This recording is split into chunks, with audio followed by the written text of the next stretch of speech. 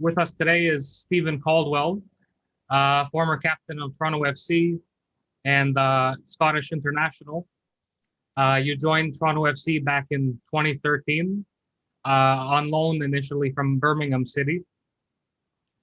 And I wanted to ask, first of all, how did that come to be and what were your first impressions of Toronto? Yeah, thanks for having me. I'm excited to be on the show. It came about quite quickly, actually. I was playing at Birmingham. My contract was coming to an end, and I was looking for another opportunity. It was pretty clear I wasn't going to be staying in Birmingham, and I got a call from my agent to say that Toronto were interested, that they were keen on me maybe coming and playing in MLS. So I immediately told them that I would be interested and I would consider it come July, and then the response came back that they needed me immediately. They wanted me to be there in 4 or 5 days' time.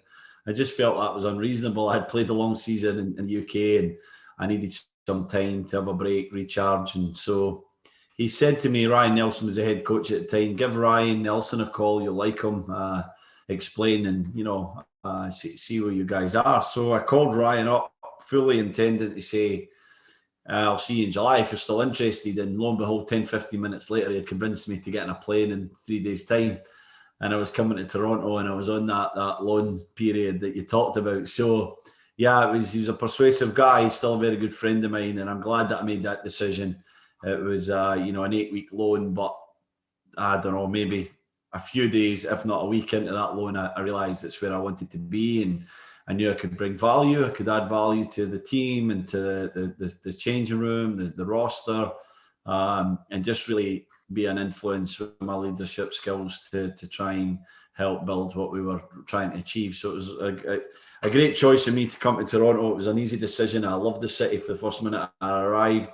And I always felt that we were a club that were building towards something quite significant, and thankfully I was proved to be right. Unfortunately for me, it was after I retired, but I think we set up a lot of great foundations in the couple of years where I was playing, and you could see that there was a trajectory and a real momentum leading towards the successes that TFC have had. You quickly became captain, and did you know that you're going to finish your career with Toronto? Is this something you expected? And I also wanted to tie into that because after soccer, you've made a name for yourself as a commentator and an analyst. And is this something you were thinking about while you were with Toronto? Yeah, I always felt I'd finish my career with Toronto. I was coming here for, I hope 4 or 5 years. I was 32, 33 at the time. So, I knew I was getting to the latter stages of my career. But once I decided to sign a contract, it was 2.5 years. I always felt that I would be finishing my career in Toronto. Unfortunately for me, like I said, my retirement came a little bit earlier than I would have liked. Maybe I could have tried a little bit longer, but I just was picking up these small injuries, and I felt it was better for the team to release some of my cap money. The organisation wanted me to stay with Maple Leaf Sports and Entertainment in Toronto, and I sort of hung up the boots and still have a little bit of regret about that. I think every football player probably does. But I was nearly 35 by that point, and I did a decent career. And I didn't want to be a guy who was playing a few games a year. I always wanted to be a significant member of the team, member of the squad. So, made the decision, hung up the boots. Great couple of years in Toronto, played about 50 games. I thought it might have been a few more, but then took the decision to try something else. Worked in the business department of soccer with MLSE and did some good work there. But while I was still playing, I got a few opportunities to work with TSN on some Premier League shows. I enjoyed that. I enjoyed that side of football, the broadcasting and the media. So the opportunities just became a bit more consistent to the point where maybe a little bit through my career at MLSE, off the pitch, I started to find that I was at TSN as much as I was at my, MLSE. So things just aligned. Jason DeVos left for a fantastic role with Canada Soccer, and there was a real opening there. And, I took it, and I've really enjoyed my work. I've called, I don't know how many games now, probably probably getting close to a couple of 150 games. Most of them with Luke Wildman, who for me is the best in the business. He's just absolutely brilliant at what he does. We have a great partnership. We know each other really well, and I think we complement each other anyway really well. And yeah, it's something that I look to continue as we move forward. We've done a World Cup together with Christian Jack, and we've done a Euros. We've got another Euros coming up. So we're a good team. We bring different strengths, and I really enjoy the work that I do with both the guys. Your new business Horizon Leader Group aims to help professional athletes with their brand and their transition out of professional sports. Can you please tell me a little bit about that? How hard is it for an athlete to hang up the boots, as you were mentioning earlier? Yeah, I'm glad you asked that. Thanks for asking. It's a startup that began. The ideation of this happened about 4 or 5 years ago, pretty soon after I retired. And about maybe a year and a half ago, we really started going with this thing. So, as people are probably aware, it's a very traumatic experience to retire as a professional athlete. You put so much into your career as a soccer player or a baseball player or a swimmer or a golfer, whatever it may be, that when it comes to an end, and usually that's around about your mid-30s if you're really lucky, there's not a lot done for these men and women to allow them to transition. And I feel that there's a real business there, that there's a way of bringing these people in and allowing them to mourn the death of a career and to help them through that process. Athletes by athletes for athletes, that's one of our slogans, because we have so many fantastic people involved. We call them managing members, but they're essentially ambassadors. Guys like Ian Leggett, ex-PGA golfer, Leo Routins, obviously calls the Raptors games and was a basketball player and a basketball coach. We have Justin Lemieux, who had about a 10-year career in the NHL. Where they go, we have Sam Effa just joined, an Olympian, a current Olympian, who's still competing and already thinking about what might be next once he stops competing at the highest level. So great people involved, setting up the business nicely. The idea is that we bring you in, like I said, we help you through that early transition of loss and of maybe you're just missing your identity a little bit. Then the next stage is a real build up of coaching, take you through some assessments to understand who you are, what your strengths are as a person, where you may be able to utilize these strengths, help you with the development of that, some brand development if you already have a little bit of a brand or you're looking to establish a brand, what you want to say, what you want that to be. And then we push you in the direction that you want to go through a little bit of coaching. We can send you towards a new profession, a way of working. If you want to be philanthropic, we set you up for that, and we just get you prepared for the next stage in life. So yeah, excited what's ahead. I do feel that it's a significant gap in the marketplace, and it's just up to us now to tell the story, to allow these athletes to hear about what we do, to come on and be part of the program, and then share their success stories with the world of sport, basically. I have to ask you about COVID-19. Unfortunately, it's impacted everyone. How has it impacted you and your work, and has it impacted your work with the Canadian men's national team? Yeah, it's impacted me personally quite severely. Obviously, most of my working gigs are around live events, whether it be a soccer match or an event in a venue or whatever it may be. I've been severely affected, but like everybody else, we've adapted. Not called as many games as I would like from a live stadium. I've called 2 games. I think the first 2 games this season were with fans. So yeah, it's been unusual, but like I say, you adapt, you learn new techniques, you accept that that's where we are, and there's many worse people off than me at the moment. We do a lot of online shows. We've been keeping up a consistent online show every single Thursday. Luke, KJ and myself broadcast this show. It's more a general soccer show, I guess, but focused on MLS, and it's been going pretty well. So that's been fun. But when you look at the Canadian men's national team side, where I'm fortunate enough to be invited to be part of John Herdman's coaching staff, it's really decimated our year. It's gave us some severe challenges. We were at camp in January in California, very successful, a young North American group of players who did really well twice against Barbados, and unfortunately it just felt a 1-0 defeat against Iceland, where we played extremely well, dominated possession, created chances, kept chances to a minimum as well, but like I said, unfortunately lost the game. And we're really excited about Trinidad and Tobago coming up in BC in March. All of a sudden this new virus hits, there's a pandemic, we cancel the friendly match. At that point, we didn't know, we fully expected to be playing some games in a couple of months, I would say, and it didn't happen. And, we're heading towards international football coming back, but it was particularly difficult for our region. And we were hoping to have a game in November that we just couldn't make work. We were potentially going to go to Europe and play in a match, but it didn't happen for safety reasons, for insurance reasons. A lot of different things came into it, but it's left us with no real touch points with our players for the best part of a year, probably. We're fingers crossed that we're going to get a camp in January. We're going to take these guys somewhere and get to know them again and work on things that we've been building, because we've had great success in the last year to 2 years. It's been really an upwards curve. We've been doing extremely well, and we've got some outstanding players now, the obvious ones being Alphonso Davies and Jonathan David, but we have Scott Arfield playing some terrific football at Rangers, Jonathan Osorio playing the best football of his life, and in Toronto, the emergence of Max Scripo to fight Boyan for the place and goals there. And we've got Richie Larea's emergence at right back. Go on and on. There's so many success stories. Young Johnson at Nashville, who's done really well in his first year in MLS, played a lot of minutes. He's going to go into his first playoff campaign.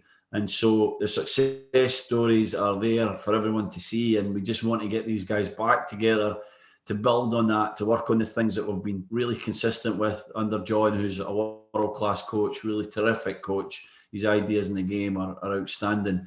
Get them back together and see if we can get these guys moving forward again and get them back to doing what they love, playing for their country.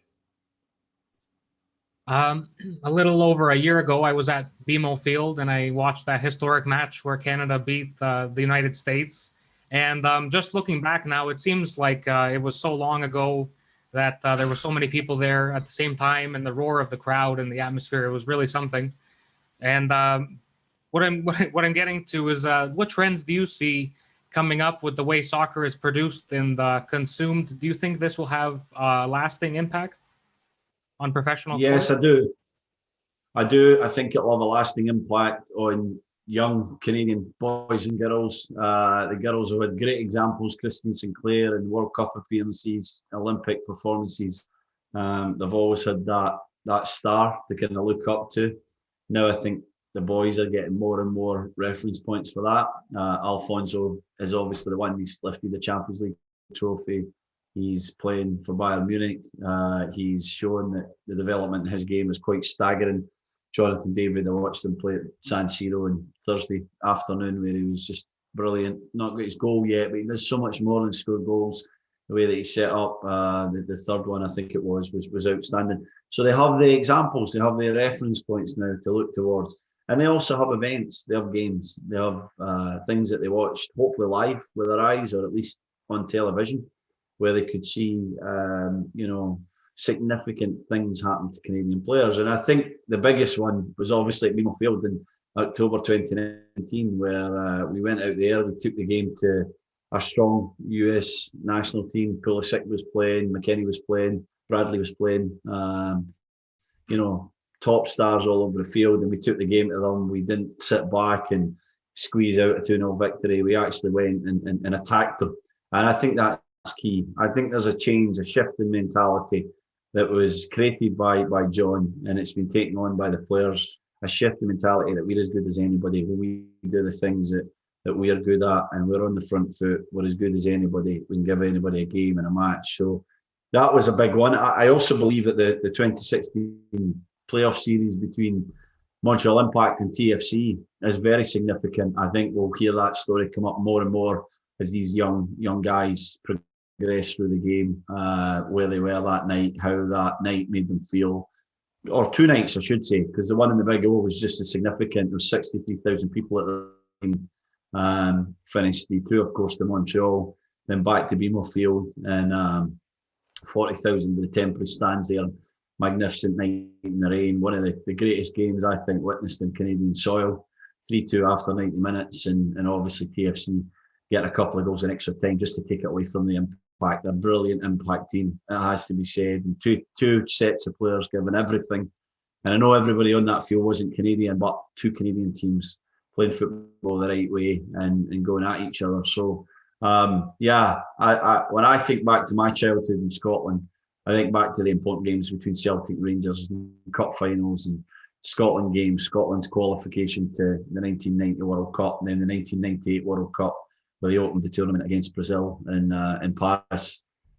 I'll never forget it. I'll never forget how I felt, where I was, and what it made me, aspire to, I guess, and hope that I could achieve.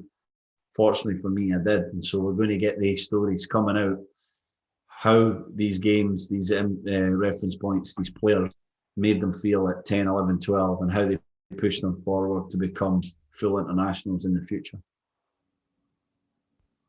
You mentioned John Herdman's philosophy and the Canadian men's national team, their new philosophy. How important is that to have like a winning mentality, not just in sports, but is that a transferable skill that everyone can use in life? For example, with the Canadian team, we can say, yeah, we're Canada. And without respecting the opponent too much, we can go and show what we're all about. Absolutely. We've got to be proud about who we are. You've got to find that burning desire in your heart and your mind that makes you stand up, puff your chest out and give your best. Now, we are a very respectful nation of people, Canadians. We're obviously, we do it in our way. We can't act like another nation. I don't need to say names here, but we can't act like somebody else. We've got to be ourselves, and we're doing that. But we should be proud about who we are. We have a lot of great traits and personalities. We also have some phenomenal talent. And I think we just needed to believe in that. I think we needed to really gel together as a group. So culture's critically important to that, the way that you build culture, the way that you build togetherness within a squad. John's done immense work in that regard with the Canadian men's national team, to the point now where if you do it properly at the start, the work in terms of what you have to put into that gets less and less, because the guys control it themselves. The nucleus of the squad actually create the culture. You know, it takes more than 2 people to create a culture. It takes 3 people. Once you have 3 people, you're creating a culture, good or bad. And so it's up to the leader to distinguish and determine what he wants that culture to be. And I think John does that better than pretty much anybody I've ever worked with, including when I was a player, and I've worked with some phenomenal names. I've been fortunate enough to be coached by some amazing people, but the way that he's built that and built the foundation for that is exceptional. And then you look at the tactical plan, and it's all about mindset. It's all about being positive and on the front foot and playing to our strengths rather than defensively trying to survive or get through a game or defend. It's all about being in the front foot and taking games to teams. Now, when we go away to Mexico or we go in the US, we're going to have to curb that a little bit and be sensible about the way we do it. But as long as you have that mindset in mind that we're going to be on the front foot, that's what I like to say, but in attack or pushing forward, whatever you want to say, then I think you create that way of thinking, and that culture just builds on that. And, I've been so proud to be part of the last 4 or 5 camps, the work that we've done. Everyone plays a part.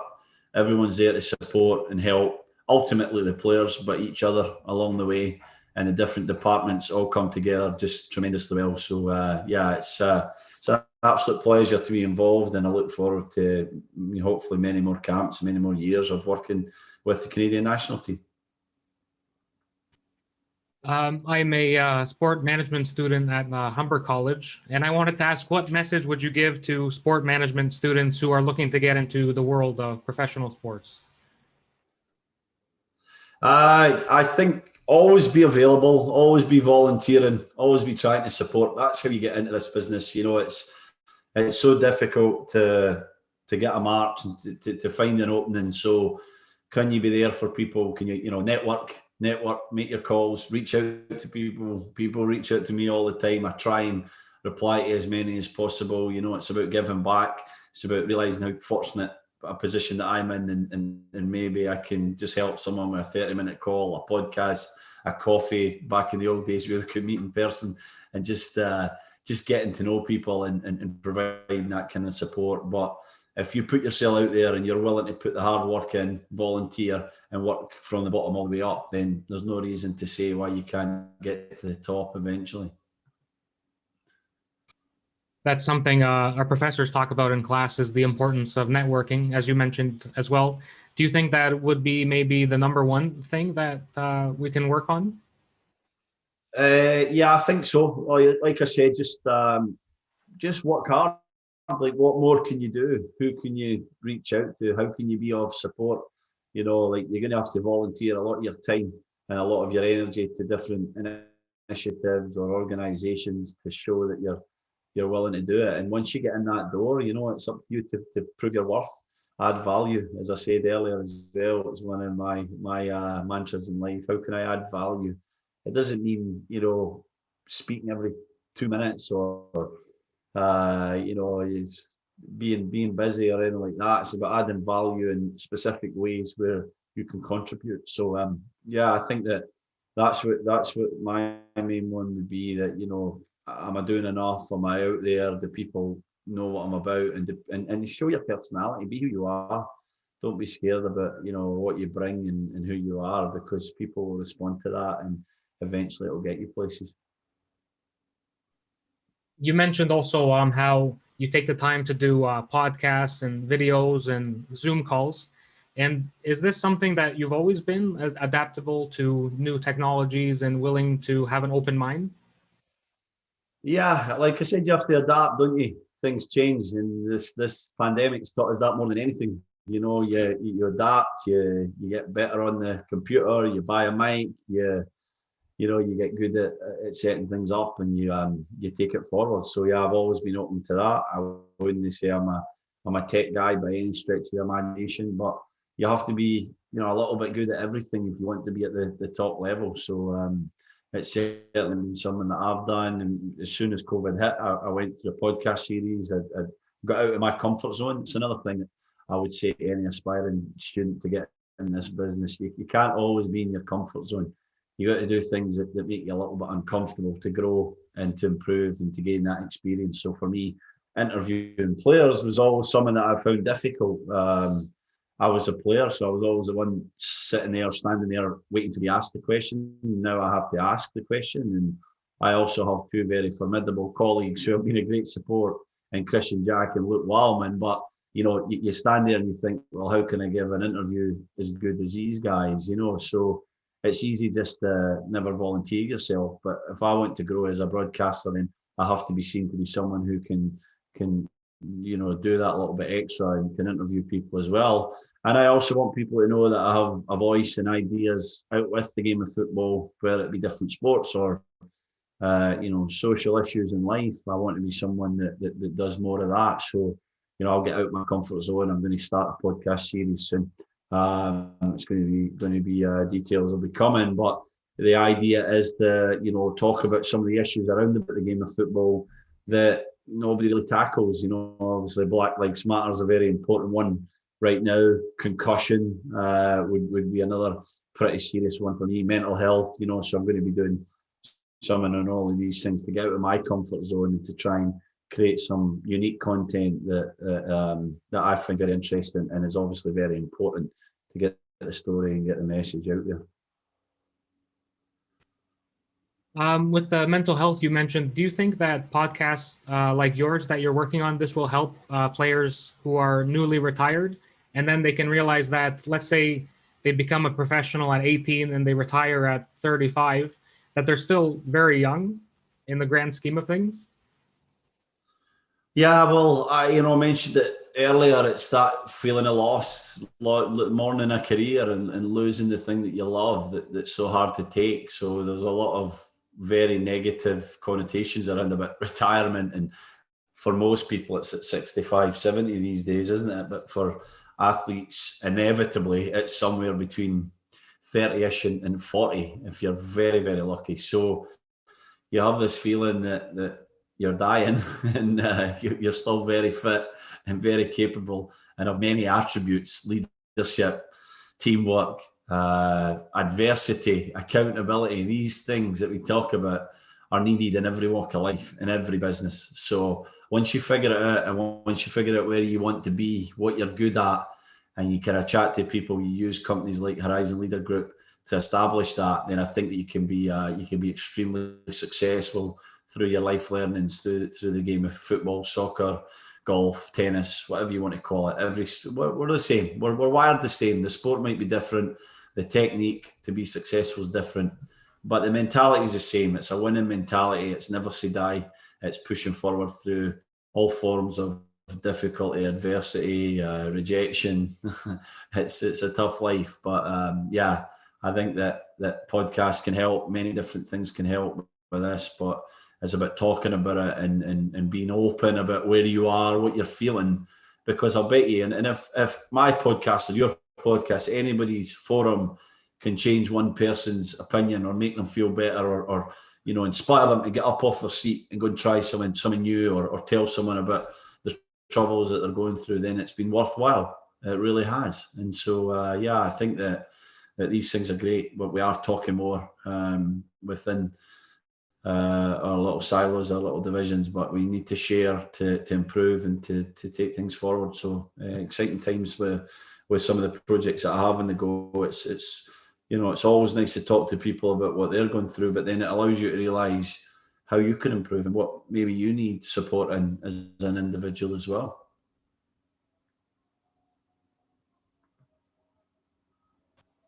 To cap off, it's not so much related to my class project, but something I wanted to ask. On November 12th, Serbia versus Scotland, and I wanted to ask your thoughts. Obviously, my background is Serbian, and obviously you played obviously you played 11 matches for Scotland. So I wanted to ask what do you expect out of this match? Whoever wins goes to the European Championship. Serbia hasn't been in 20 years, and so I wanted to ask your opinion. Yeah, big game, isn't it? Scotland's not been to a major tournament in 22 years, so I think we're around about the same point that we really need this. You guys were obviously at the World Cup a couple of years ago, so you've definitely got a bit more experience. I would say on paper a bit more quality as well. A formidable team, Serbia. A lot of talented players that are playing at the highest clubs in Europe. So it's going to be a hard one. I don't know what to expect. I think if it was in Scotland, it would be a bit more even. So I think because it's in Serbia, I weight it in Serbians' favour. It's going to be a tough one, but it's a one-off game, and anything can happen. And Scotland have proved recently with the great results we had in October that we're capable. We have Andy Robertson, one of the best left backs in the world at Liverpool. We have Tierney, who's unfortunately also a left back. He's at Arsenal. McGinn's playing for Aston Villa. Armstrong's doing extremely well up the top of the league with Southampton at the moment. Some great names. McTominay's been getting some very important minutes for Manchester United. So we have some good players. Can't underestimate us. We're going to be fighting. We're going to be thereabouts. And I think it will be a tight game that may be decided by one goal or indeed go to penalty kicks. Okay, well, thanks so much, Stephen. I enjoyed our talk. In regards to that match, may the best team win. I guess that's all I can say. And thanks so much again for taking the time to speak with me for this project. And I hope we can speak again in the future sometime. Thanks again, George. It was a pleasure. Take care. Thanks, Stephen. Take care.